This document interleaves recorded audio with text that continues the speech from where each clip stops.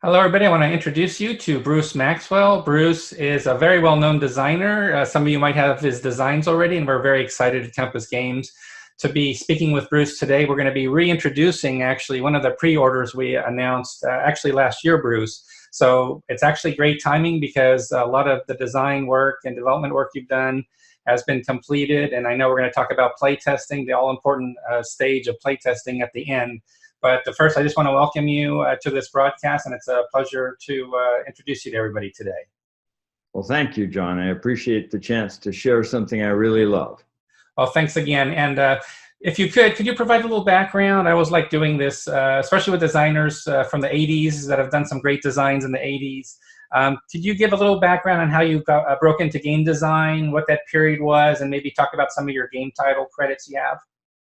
That's actually a very funny story because I first discovered wargaming reading comics as a child, and Simulations Publications Inc. had an advertisement in there for the game Kursk.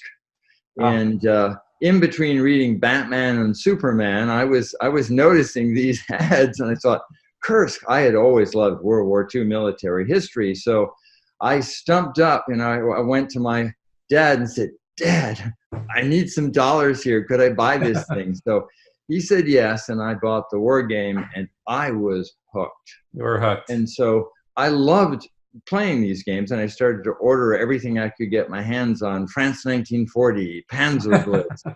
And then I saw an ad from SBI that said, hey, if you want to be a war gamer, specifically a designer, submit a redesigned game. And they had a list of games that you could redesign. So I submitted Avalon Hill's Russian Front game, and I put so much effort into that. And I sealed it up in a big manila envelope. I sent it off, never heard anything back. So fast forward 3 years, I have graduated from college. I'm working at an investment bank in Manhattan. And I show up for Friday night playtesting, which was a tradition at SBI. Oh, so lucky you! I'm jealous. I never had that opportunity. Yeah, it was kind of a blast. But there I am in a three-piece suit, and I'm sitting there across from the great Civil War game designer Joe Reiser, and we're playing games. I get up to go to the bathroom, and there is this gentleman in the hall. And he's wearing a T-shirt and shorts, and I ask him for directions to the bathroom. So he says, down the hall, left. So I come back, I sit down with Joe, and he says, they're going to offer you a job. And I said, what? The guy in the T-shirt? He said, yes. And sure enough, up comes Dave Ritchie, and he sits down with me, and he says, hey, would you be interested in working here? Now, I'm dead serious. The only thing he knew about me was that I had just walked into playtest and I was wearing a three-piece suit. It had to have been the suit. It had to have been the suit. Your first visit, and they're already offering you a job, and it's the first time you're there on their site. Exactly. Story. So they did offer me a job. I did quit my investment banking job because I always wanted to be a war game designer. And so I joined SBI. Now, the funny thing is, about 6 months later, I am rifling through the files, and what do I find? The unopened redesign of the Russian front. It never even broke the seal. Never broke the seal. So such a sad story. I'd done all this work, and in the end, it was this stupid suit that got me. So that's how I ended up at war game design. That's a great story. I wish, like I said, I wish I had had the chance to go to a Friday night play test, and yours is very memorable to be hired on the spot, showing up in a suit. I could see how that's a contrast to most of the people there with the T-shirts and everything. So that's a great story. Let's fast forward a little bit, if we could. Let's go to Victory Games, but also I know that you've done titles also by other publishers. So I'd say let's take a moment. We're obviously going to spend most of the time today to talk about NATO, but could you talk about not just NATO, but also just some of your other designs as well? Yeah. So at SPI, I was actually not a war game designer, although I aspired to be. I was a developer, so my job was to take other people's designs and turn them into working games. I will tell you that that experience absolutely taught me the value of playtesting. And today I'm just a nut about playtesting designs, but I still wanted to be a designer. So Simulations Publications was a brilliant design team. Their grasp of basic business economics was not very good. And in the end, actually, that was something that the replacement CEO for Jim Dunnigan recognized. He and I had a couple of business conversations about that, but by the time he came in, we were running out of working capital and we were in a death spiral. So SBI went belly up, but the design staff, an awful lot of people from SBI, ended up forming Victory Games as a subsidiary of Avalon Hill. And so I get a call from Mark Herman, who is now the president of that subsidiary. And he says, Bruce, I've got a ton of design ideas, but we have nothing in the pipeline. And we need a design to hit the game, hit the market running. Right. And I knew that you, Bruce, were working on this NATO design in your free time, which I was. And so he said, how quickly can you get that design ready for me? So I literally got 4 hours a night sleep for 30 days in a row, but I submitted NATO, the next war in Europe. And Victory Games published that. There was some interesting background on that I hope we can get into later, but that led to offers for designs from other people. And I had a hobby of mine from even before I started to work at SBI. SBI had published the Modern War Quad, and one of those games was Würzburg. And it essentially used Napoleon at Waterloo game system, so I thought it was really a horrible design. But I absolutely loved the setting, and so my hobby was redesigning that game down to a company level game, and that ended up being West End's Air and Armor. And so NATO was published in '83, and Air and Armor was published in '86. Come '88, I'm running off to get an MBA at Stanford, and fell in love with startups and ended up spending the next 25 years in Silicon Valley starting tech companies. But I'd had this appreciation that the war game industry had died because computer games had taken over. And I completely failed to realize that, in fact, it was alive and well, which brings us to today.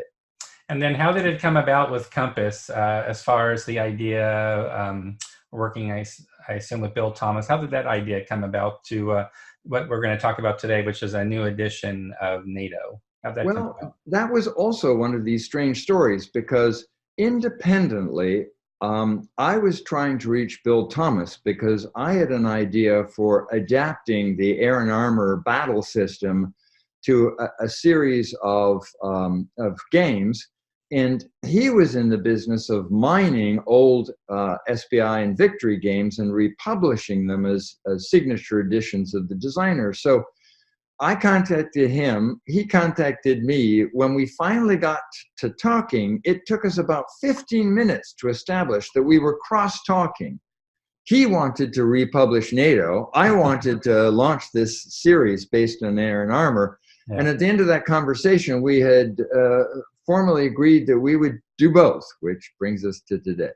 Well, let's talk a little bit about NATO. I'm actually going to share my screen just for a moment for the viewers. So let me go ahead and get that established here real quickly. So what I'd like to do is I'm going to show the Boardgamegeek page for NATO just real quick to make sure everybody's familiar with it. So let's see here. It should be showing up on screen. It didn't show up. Let me try again. I'm sorry for that.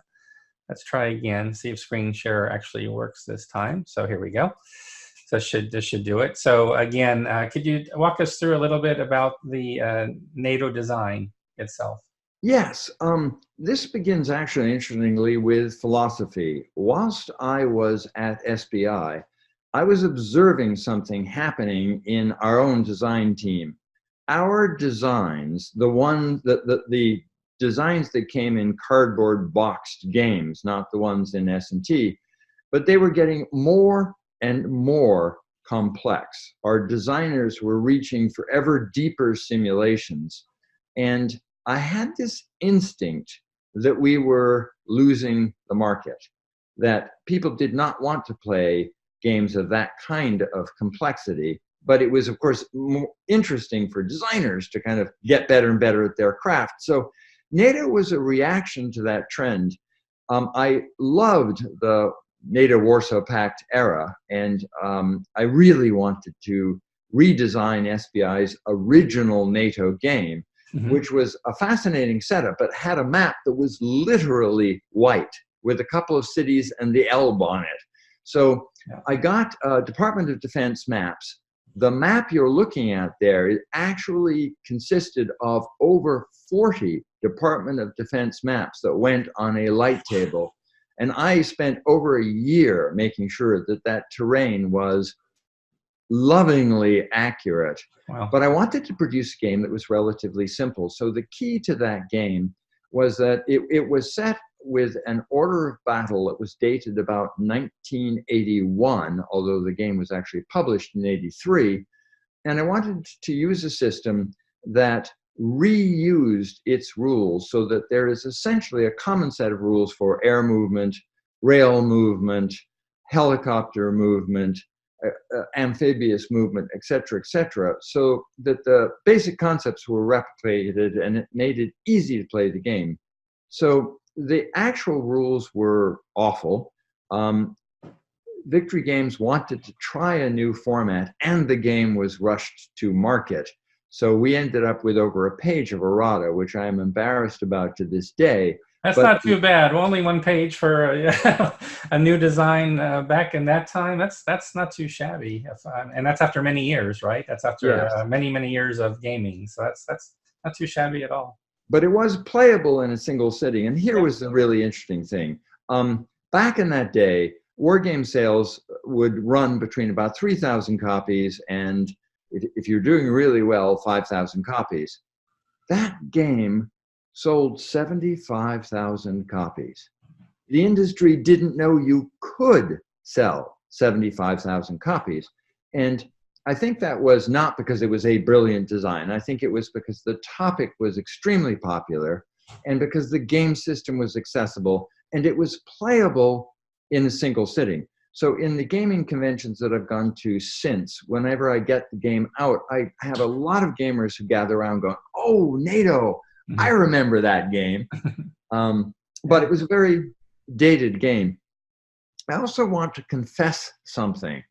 I never liked this game. And I'll explain why. Yeah, please do. The zone of control mechanics with rigid zones of control lead in any game, but certainly in NATO, to putting mega stacks 3 hexes apart.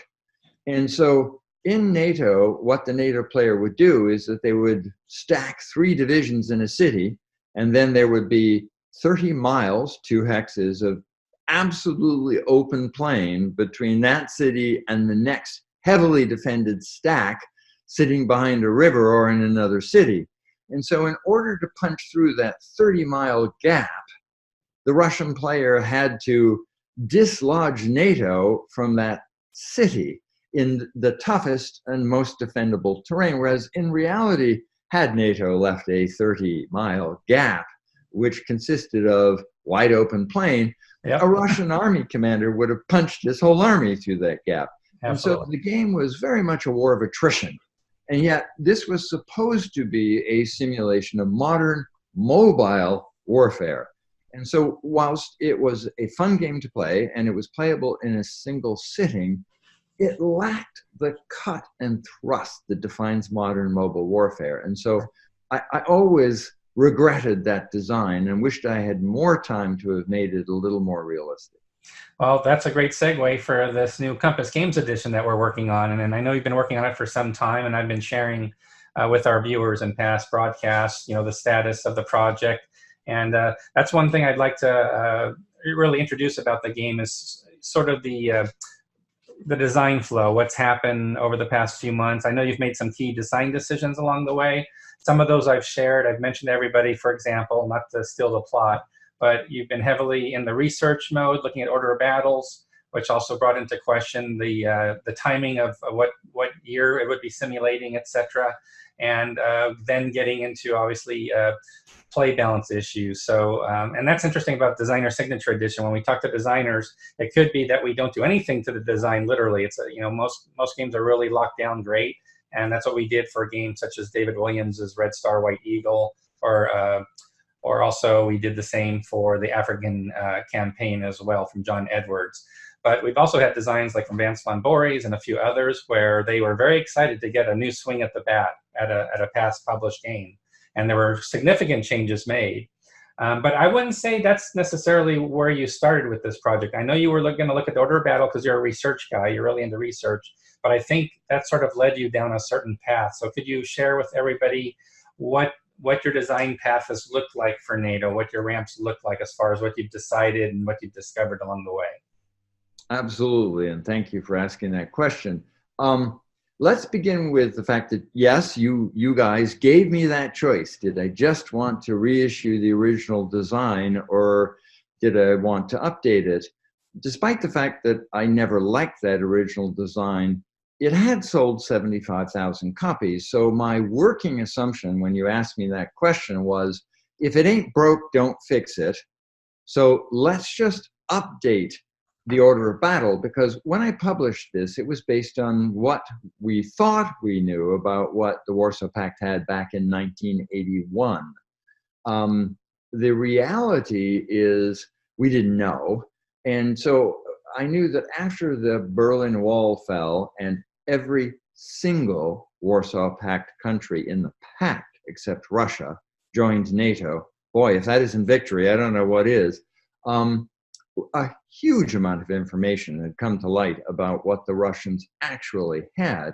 And I just thought it was intellectually lazy of me not to go update the game for, to make it more accurate in terms of what we had. So I started to dig into the research, and kudos to all of the people who have created the incredible density of information about what the Warsaw Pact had today. I was really stunned that the reason the research for this game took over a year wasn't because it was too hard to find information. It was because there was so much information I needed to digest. And I'll put a shout out in the actual rules to all the researchers who helped me. But one of them that was particularly fun to interact with, Louis, I'm probably going to mispronounce his last name, but Viewbiel, an ex-New York City detective who fell in love with the British Army of the Rhine, moved down to Louisiana, and was just a wealth of information on some of the changes that had happened on our side. But in the process of doing all this research, I discovered that there were at least 15 Warsaw Pact reserve divisions that would have entered the fray within the first 2 weeks of the war that I had absolutely no knowledge about. And to put that in perspective, the entire West German army, the Bundeswehr, only had 12 divisions. So I realized that play balance, which had already been sharply in the Warsaw Pact's favor, had shifted even more in the Warsaw Pact. And what year was that when you just mentioned they had 15 ready? What year was it? Looking at 81 again from your original design? What year were you looking at? Yeah, most of those divisions had actually been created in the 1960s. I just didn't know that they existed. Whether the Pentagon did or not, I don't know. But I had gotten my original Order of Battle from a Pentagon contractor. And it was an Order of Battle that was used by an awful lot of people. That's Chuck Camps, and you may remember that Camps and Isby co-published one of the great kind of Cold War Order of Battle books back in, I think, '85. But realizing that there were all of these divisions that I didn't know about, and also realizing that in the original design I had only put sparse representation of what the Soviets had in the Western military districts. And as I dug into it, I realized they had a lot more in those Western military districts that would have been coming after us within the first 30 days of the war. You just saw this overwhelming onslaught of 94 Soviet divisions. And in '81, we wouldn't have been able to cope with it. Yeah. But at that point, when I was struggling with how do I rebalance this game without making it artificially favorable to NATO, I remembered a line that a U.S. Army officer had posted on Boardgamegeek about the game. It was a beautiful line. He said, in the early, I'm going to probably misquote him, but the heart of it was, he said, in the early 1980s, we knew we were going to get overrun. By the mid-1980s, we were beginning to think we could hold. And by the end of the 1980s, we knew we could hold. And what had changed was the Reagan-era rearmament program. So among the changes of that era, we had 2 corps that were designed to show up in the South as reforger units. We put a 3rd corps on the North German plain. That was a material increase to NATO's firepower. We were also beefing up Western air forces and introducing a new generation of tanks and anti-tank guided missiles in that era. And finally, precision-guided munitions and smart munitions had made a major entry at that point, and we had a decisive leap over the Soviets. So it was all of those factors that led to NATO being much more powerful by the end of the 1980s. So I made the design decision to roll the game forward from its published date of 83, but really in order of battle dating to 1981. And instead, I picked the 88 timeframe, so just before the Berlin Wall fell in 89. And the thing about that time is it is historically true that it is the death of empires that often lead to that last spasm that looks an awful lot like war. They attempt to essentially to start a war to save their butts. And so that was a very dangerous time. The Soviet Union ended up going out with a whisper, but it could have gone out with a bang. What's interesting is I think from the onset, your design intent was, okay, updated order of battle, but you weren't thinking about the time period, how you shifted from 81 to 89. So that sounds like that was a major discovery on your part. And also, I think the gamers, the customers will appreciate the fact that you didn't stick with 81 or the early years of the 80s, because there's no play balance. I think ultimately in the generals, like you said, you're going to get overrun. For first part of the 80s, there's nothing to be seen here. It's especially with the new research and all the new Warsaw units that you had found in the Western sector, that as I recall, one of our conversations was, yeah, this isn't a game if it was 81 or early 80s anymore. So that's not really going to accomplish what we want to do here for the game. So what about other design intentions? Were there some design intentions that you say did hold up during the process of things that, I know the Order of Battle made some big, important, sweeping changes to the game. Was there any other design intents going in that you had? I know you were looking to update the game with the errata. We do that for every game, but I was just curious if you had any other thoughts going into the design. Well, I did. One of them is once I had made the decision to roll the game forward, then essentially I had made the decision that it was going to be a new game. So at that point, redesigning the rules became fair game. One of the things that was very clear was that the essential unit of NATO was in reality the brigade, not the division. In the old game, we put divisions on both sides, and it certainly made the game a little faster to play. But I needed to solve the basic design issue that if NATO had left a 30-mile gap in its lines, the Soviets would have punched right through. Exactly. And so in order to rectify that, I knew I really needed to require NATO to put at least a brigade in every 15 miles of the front. And the reality is one brigade can't really hold 15 miles. So NATO didn't have enough units at the divisional level to hold a solid line. So that forced me to break NATO down into brigades. So in this game, NATO is broken into brigades, and ZOCs are extremely porous. You leave a 30-mile gap in the line, and you're going to have the Soviets in your rear before you can say hello. So the design intention, more than anything else, is that I wanted to break that rigid locking ZOC system of the original game and force NATO to actually defend its front and give the Warsaw Pact the opportunity to penetrate any gaps in the line that the NATO player left. But there was a deeper design intention behind that, and it comes back to what's fun and what's realistic. So what is true about modern armored warfare is it is incredibly mobile.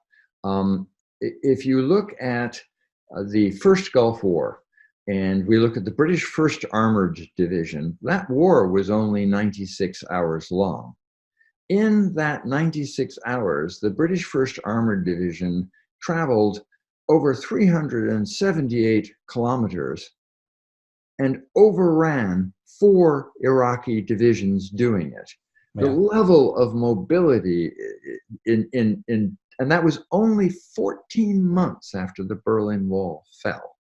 So very close to the era of this game. So I really wanted to recreate the mobility of modern warfare and the lethality of modern warfare. So to do that, I wanted a game that was based on cut and thrust.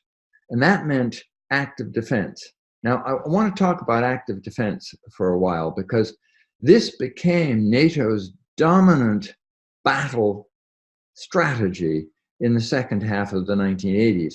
The original idea had been to hedgehog, to build the toughest defenses possible and then attempt to attrite the incoming waves of Soviet tanks. But the Germans were arguing that that kind of static defense was just a recipe for getting overwhelmed and gave the initiative to the enemy. And so in the end, they prevailed and convinced the US Army, and then through them, everybody else, that what NATO needed to do was to conduct an active defense. And what that means was not staying tied to fixed defensive positions, but in fact attempting to stage continuous counterattacks where your forces were in constant motion and you were always trying to strike the Soviets from the flank or the rear. So I built the new game system around the primacy of the attack. And the primary point here is if the NATO player just sits and defends, he's going to get attrited out of existence. Yeah. In order to win this game, he is going to have to constantly counterattack. So this is a game where both sides need to be thinking about how to stage counterattacks. And the weaponry, if you will, that you have to do that, the levers and buttons that you've got in this game, is that I added in artillery units. Mm-hmm. And I added in the concept that artillery and air could disrupt a given target, which halves their defense. And so what both sides are attempting to do is use their air and artillery assets to disrupt a hex that they're about to attack and then blow a hole through it and envelop the other side. And so the game ends up being extremely mobile, and it is constant attacks. The end result of this is I have yet to play a game where one side or the other didn't run out of army within 14 days. That's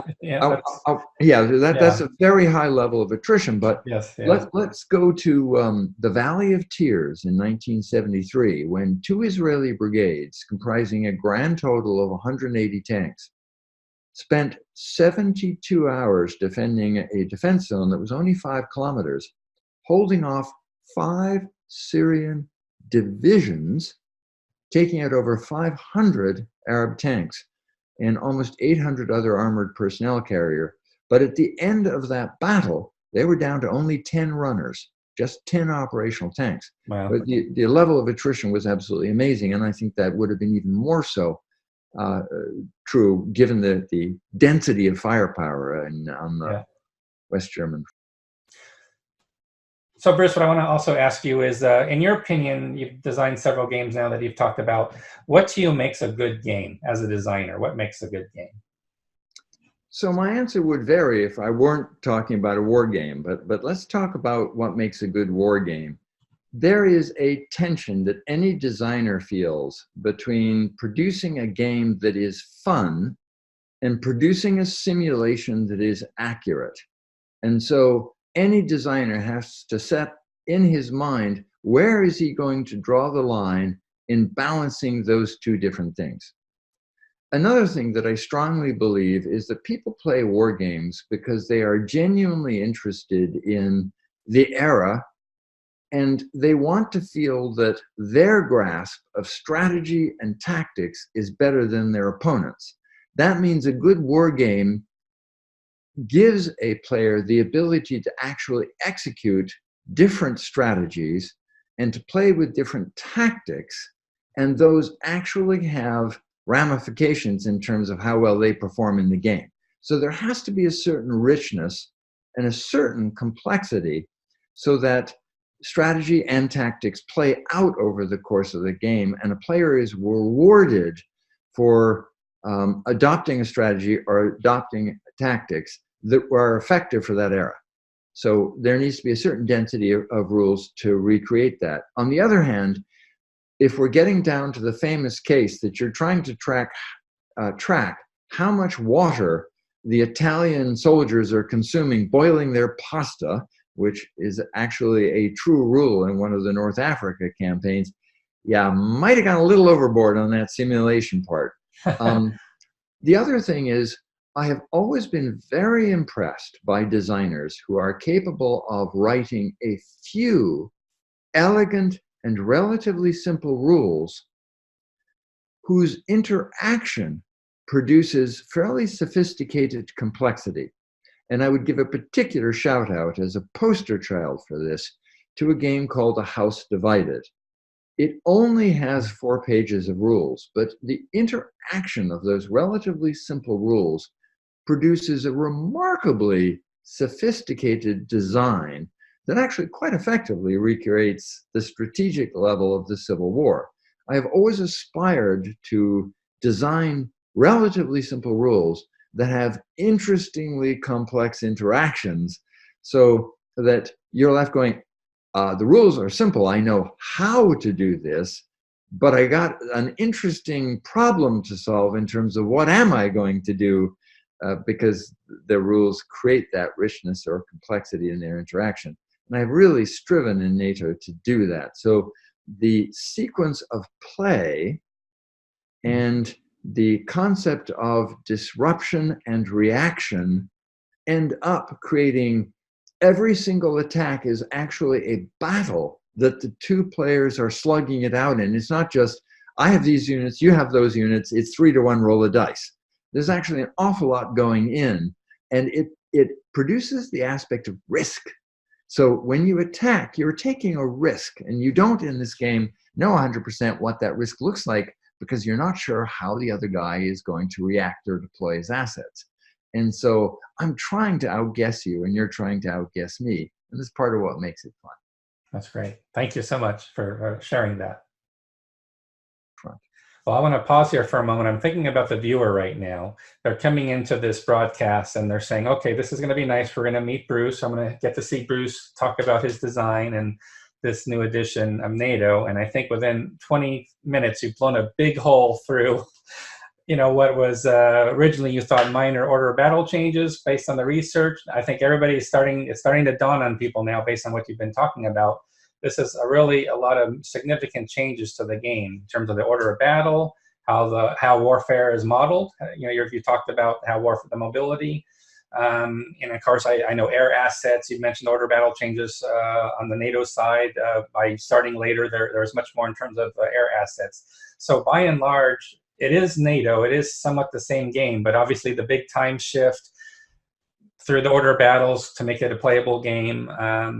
But I think the biggest thing I would expect people to come away with, which will also be in the package game, is your wealth of knowledge in terms of, it's not a fleeting thing to say, I've spent over a year researching and all this new material.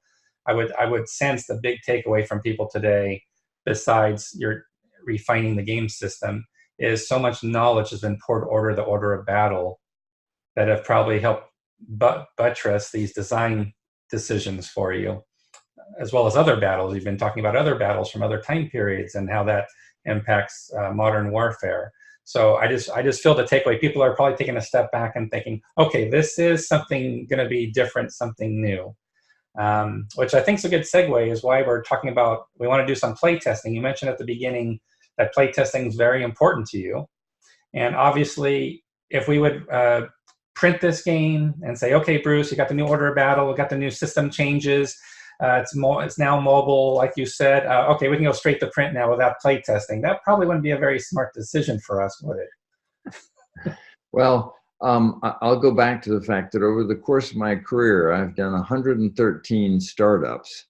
And that sounds crazy. I'm not old enough to have done that many startups, but I spent many years in Silicon Valley as a professional beggar, running around the valley with 16 different business cards as the fractional CFO for a lot of would-be startups. But I've learned an awful lot about launching new products. And one of the absolute keys is never believe your own BS, and always actually test that you've hit the mark with the customer. And that is as true of games as it is of tech startups. So yeah, the game today is absolutely a stand-up fight. So the original game had 3 scenarios. Essentially, what would have happened if they had jumped us out of barracks and we were completely surprised? Mm-hmm. What would have happened if we had gotten a little bit of early warning, but essentially, both sides are bringing what they have? And what would have happened if both sides had actually fully built up their forces before war began? What I discovered in the early playtesting was that there was still a viable game, looking at what might have happened if the Soviets had tried to jump us out of their barracks positions. And there was absolutely a viable game if we'd done the full buildup, because the Soviets would have brought a truly massive amount of air, assets, and armor to the Tea Party. But the middle scenario didn't work anymore. As that US Army officer said, give NATO enough time to get out of barracks and up to the front lines, and they hold the Soviets. The Soviets just didn't have enough assets up front. They needed to mobilize their Category 2 and 3 divisions in order to really deploy that overwhelming firepower. So I had to abandon the middle tactical surprise scenario and introduce what had been a bonus scenario, which is the War of Nerves, which looks at the Soviet process of trying to boil the frog. So how much can I get away with in trying to build up before the NATO intelligence agencies notice and they start to counter-prepare? So there are still 3 scenarios, but given that these are much more stand-up fights, the victory conditions of the old game absolutely don't apply. And so I am looking for playtesters to, 1, help vet the system, tell me what they like, what they don't like, and 2, help establish enough plays of each of these scenarios to know what a reasonable victory condition is, because I certainly have a big issue when I buy a game and one side, it's much easier for one side to win than the other because the victory conditions actually weren't well play tested. Right, I'm actually sharing here. So given that in mind, and of course I completely agree with you that there's significant changes to the design, and playtesting is very critical. So we're basically now at the stage to begin playtesting. So we're definitely looking for people with experience with the game. I know you've reached out to people that you've seen commenting about the game online throughout the years. I know you've put an effort into that already to start recruiting, and that's something I want to help as well. We do want to definitely find people that have the available bandwidth to do play testing. What we've done to facilitate that is we've enlisted the support of Joel Toppin. Joel does a lot of great work with multiple publishers, but he's helped Compass Games doing Vassal modules of various releases. And in this case, what Joel's done, he's taken the original NATO game from Victory Games, your original design, and we've now replaced the units, basically updated the order of battle, added the markers, etc., to the pre-existing Vassal module. So Vassal itself has been updated with the new order of battle, with the new units. I know there were some also, we made some small map changes. I know in the original game, there was some confusion about what's a port hex or certain types of terrain. So we've, to let people know, yes, we absolutely know all about any errata or concerns about the original game. Those have been addressed. They will be addressed in this new edition. But what I'm showing here is just to let everybody know, for playtesting, we have here a new Vassal module. This has been updated now. So I'll just pull up the map just to show everybody that we have it here. So I'm just going to pull it up and make sure the view is such that one can view it. We'll fit the width here. So here we've got some minor map changes. They're probably not going to be easy to spot because, again, the resolution on my screen and being a video recording, it's not really going to come through. But there's some minor changes to the terrain where it's needed. But obviously the most significant change is around the game pieces for NATO Warsaw Pact. So here, as an example, we've got all the units have been updated. I could pick a country. I could go through the units. Joel's done all the artwork on the game counters, which we're also going to use Joel for the as counter art for the published game, and then somebody else will be doing the map art, etc. But he's done a fine job with the artwork on the counters. So what we've got now, as you can see, Bruce, and thanks for helping Joel with that process, guiding Joel through how to properly update the Victory Games edition that was vassalized. And now we have this new updated playtest version, if you will, that has your current order, your updated order of battle. So now we can get into play testing. Could you share with those that are interested in play testing what they would expect to get in terms of status on the rules draft update, charts and tables? Could you share a little bit about the state of the game, that it's truly ready for play test now? Absolutely. So we have a finished first draft of the rules. I don't actually expect that those are going to change much, but to be intellectually honest, if I'm getting feedback from players about something that isn't working for them or that they don't believe produces accurate results, then I will make changes. But the rules have been thoroughly revised and then edited, so they're ready to go. We also have a complete set of charts and tables that are also ready to go. So all of the game assets for the new game are accessible in a single package. So at this point, I'm really looking for just testing on the scenarios themselves. Right. Although, you know, to be honest, anything that isn't working, I would love to hear about. I also want to emphasize that I'm trying very hard to keep the game within its original level of complexity. I would say that the original game was a 5 out of 10 on the complexity scale. The new game is a 6 out of 10, so it is slightly more complex, still designed to be playable in a single sitting of about 4 to 6 hours. So the game will go fairly fast. And one thing I want to mention about, just to make sure nobody missed it, you did add a new scenario, which is, and I'd like to expand upon it a little bit. What is the War of Nerves scenario about? And also, are you still considering the incorporation of some cards, some game cards, to help facilitate gameplay for that specific scenario? I was hoping you could share with the viewers what this brand new scenario is that you're adding to your design for this Compass Games edition. Got it. So the brand new scenario, which was actually published in the Victory Games magazine after the publishing of the original game, is an updated version of the boiling the frog metaphor.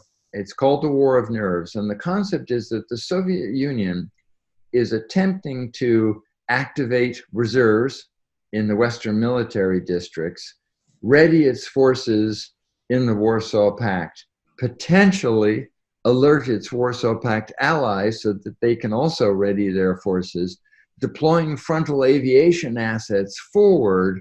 So there are a series of actions that the Soviet player can take over time. He can't take them all simultaneously, but every time he takes one of those actions, he accelerates his preparation for war, but he risks alerting NATO's intelligence agencies that something is up and having NATO counter-prepare. And so what the game does is it creates this period of peace before the outbreak of war in which both sides are jockeying for position.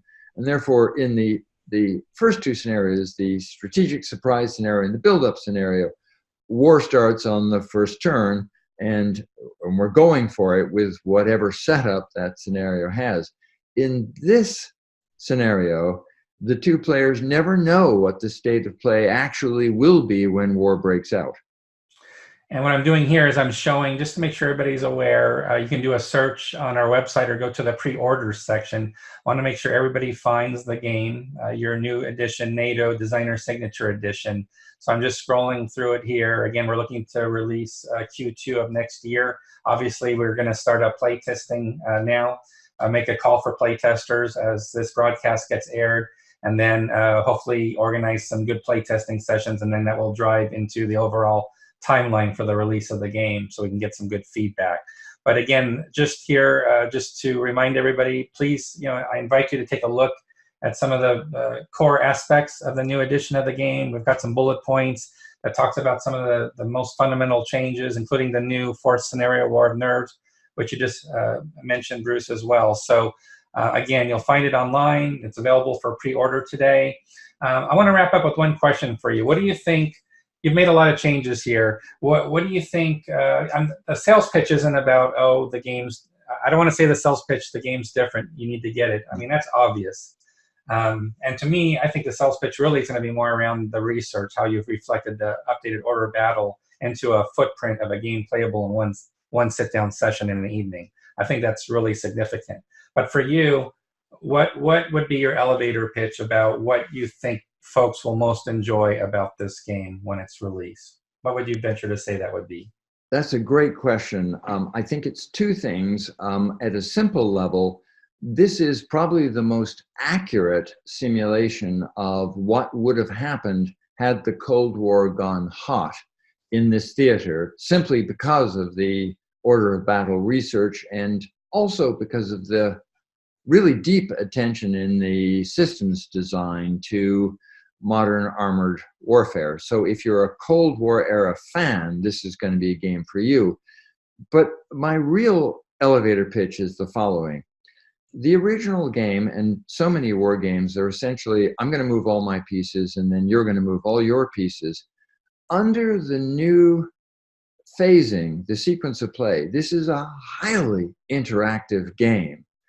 I can be launching an attack, and the honest truth is, despite the fact that I've got quite a few assets going in on that attack, I have no idea what's going to happen because I don't know how the other guy is going to react. And so it's a game where both sides are on the edge of their seats the whole way through. It's absolutely a stand-up fight in any of the scenarios. And the game runs a lot like two boxers, heavyweight champions, there in the ring, just slugging it out until only one of them has an army left. And in that sense, it's just an enormous amount of fun. I'm not spending a lot of time watching you move. Right. We're interacting continuously, and it's just a tense, very exciting game. Yeah. Well, I got to say, I really appreciate, just as a designer, every designer is committed to their games to certain degrees, but I think the level of commitment and really just the man hours of time you put into research, just this new edition alone, not even talking about the original, but I think I think people are obviously seeing loud and clear, the effort and forethought being put into the changes and the enhancements to this game are really going to be really something. And I really appreciate the tremendous effort you've put into this. To give people an idea of the timeline put into the project, last year was our first annual Compass Games Expo, last November of 2018, and you were there playing Nato with a gentleman over several days. And I know you've done a lot on your own. That's just what I saw face to face. Obviously, you're off doing all this testing and development, and all the research you've done. You've literally walked me through just the evolution of what you've discovered over the past year. So I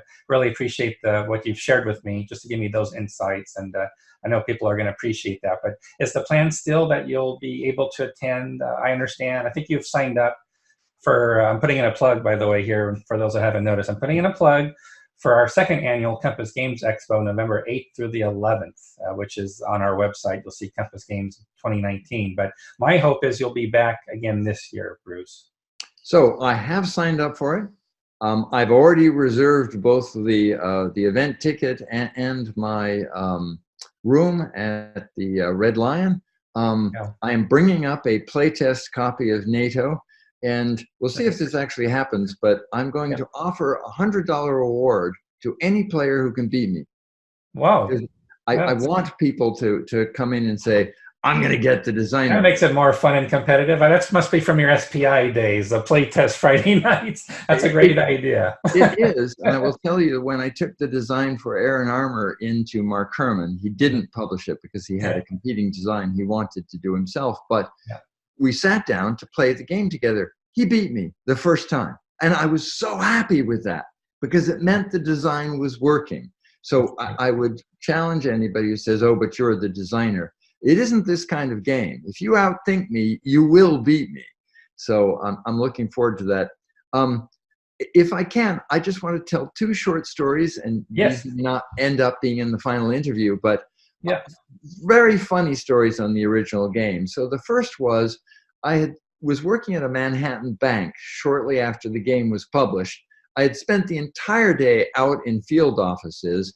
I got back, and everybody in the home office was like, oh, Bruce, we've been trying to find you all day long. You've got to call West Point. And so I just kept getting this echo of, it's urgent, you call at West Point right now. As I proceeded down the hallway trying to get to the phone, everybody was delivering the same message. So I call up West Point. Well, it turns out it's not West Point. It's the West Point War Game Club.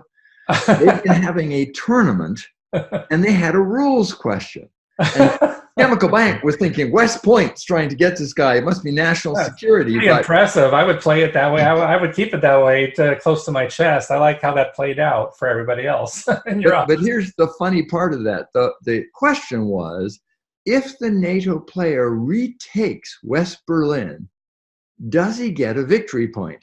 And anybody who's played the original game knows, how on earth is the NATO player ever going to defeat this Warsaw Pact thrust well enough to retake West Berlin? And so I remember screaming down the phone, victory point, give this guy a medal. So that was really fun. A little more sinister. About a year after the game was published, there was a knock on my apartment door, my little New York apartment, and a dapper gentleman in a three-piece suit flashes a National Security Agency badge and says, we want to talk to you. So I let him in. I said, what's up? He said, well, we do have a national security issue here because your game was cited by a major in the Army Reserves. And this was specifically discussing the potential for the Russians to reinforce the front out of the Western Military District. That article was cited by a general in the regular army. And at that point, the NSA came looking for me going, okay, who spilled the beans here? Who gave you this information? And he wouldn't leave until I took down a copy of an atlas that I had that showed the Eastern European railroad map, and then dug through my collection and pulled out an SPI article that looked at the tonnage of a Soviet tank division and a Soviet motor rifle division. And then I showed him a little program that I had written in BASIC that tried to figure out how rapidly the Soviets could move that tonnage, from the Western military districts up to the front. And at the end of that, he realized that I was just the 1,000th monkey that happened to have come up with an estimate that was very close to what the Pentagon had estimated, and that the Army officers communicating through the various trade rags couldn't cite a classified source. So they'd found a published source that they all knew, nod, nod, wink, wink, was very close to the classified, and that's why they were citing me. So at the end of the day, he left and I didn't get into trouble. But, be careful about doing really accurate research. It might come back to haunt you. The good news this time around is it's simulating now the late 1980s, and we don't have that time problem anymore where we're simulating what could happen tomorrow, and maybe some incredible research comes out that maybe they didn't want out. So maybe that's the good news, and nobody has to worry about knocks on their doors this time around. That was future history back then. We are now looking at this as kind of alternative history for the past. So no worries there. Right. Well, John, thank you very much for the chance to share some of my passion for this game, and thank you for the chance to re-release it. I am very excited to put this game back on the market. We're very excited. I'm just going to leave 3 calls to action for everybody. First, I appreciate your time today, Bruce, and sharing so much about the original game, a little bit about your background, some great stories. So I think the 3 main calls to action are, number 1, obviously, as you've started already, I'll be putting out a call for play testers, those that are interested in volunteering. They now see that we have a Vassal module that's good to go, and also the play materials that would go with that, with the new edition of the rules, the new first draft, which you've completed. So that's obviously order number one. The second one is I hope folks can consider attending Compass Games Expo to meet you in person. So anybody that's in the area, general area, that's not too far of a commute. I know there's a lot of states, a lot of gamers on the East Coast that are going to be near Connecticut. I hope you'll consider joining us in Cromwell, Connecticut, as you will be November 8th to the 11th. And then my last, the most obvious call to action is please visit the Compass website, check out the NATO Designer Signature Edition product page, and do what? Click pre-order. You can pre-order and just pledge and pay later. You won't have to pay until the game's ready to ship, which will be around Q2 of next year based on our current projections. So again, we're really excited and privileged to be working with you on this, Bruce. And I'm sure the viewers have really learned a lot about what's been put into this new edition of NATO, what to expect. And I'll be sure, if I get any questions, I'll be sure to forward them to you. We might get questions through Facebook or the forum online, etc. I'll make sure if any big questions come up to get them your way, which I assume will come through once I post this online. So thanks again for all your time today, and really enjoyed talking about NATO today.